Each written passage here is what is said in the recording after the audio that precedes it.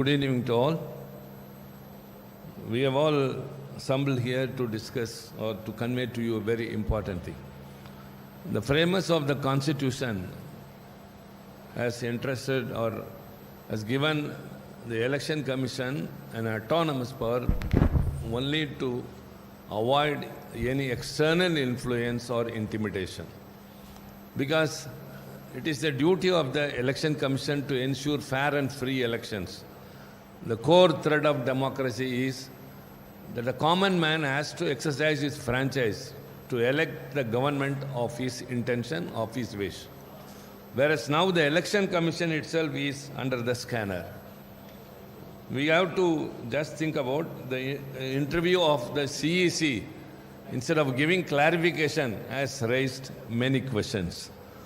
First of all, the CEC has not given any clarification or any comment about the recent August 14th Supreme Court direction that it should publish all the 65 lakhs voters and their details and why they were deleted. No reason for that has so far been given.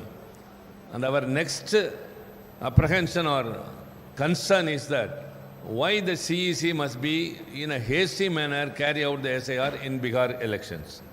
65 lakh voters is not something very easy to consider.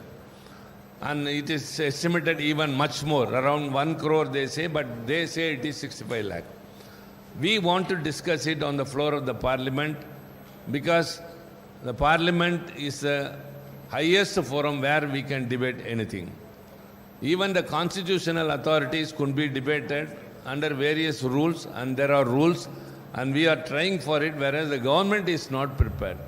Here arises many questions which has to be answered and which is left to your thinking why the ruling party is not coming forward for a debate in the Parliament on SIR.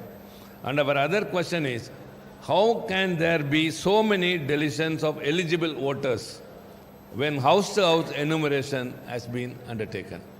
Number two, why the enrollment of new voters is abnormally low when these young voters have been enumerated? Has any database been compiled to show how many youngsters who turned 18 on the qualifying data were included?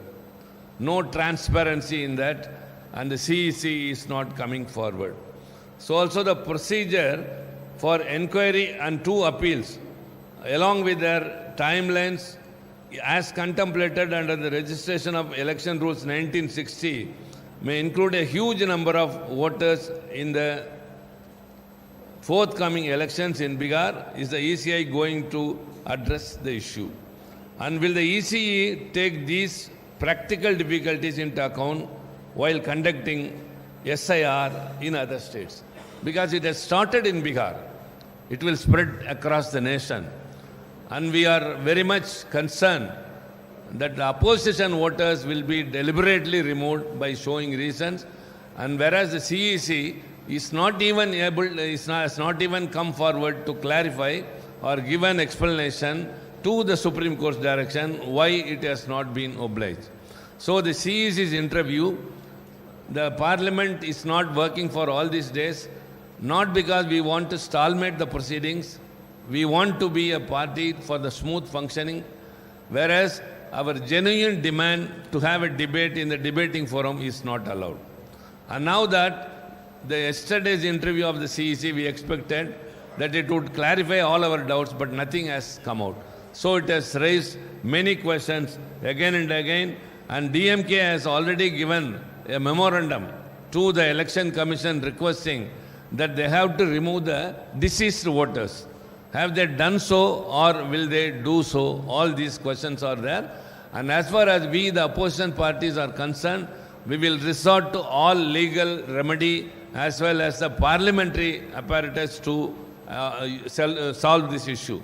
So this appeal to you all, through you we tell the people that the issue we have taken up is not about individual political parties.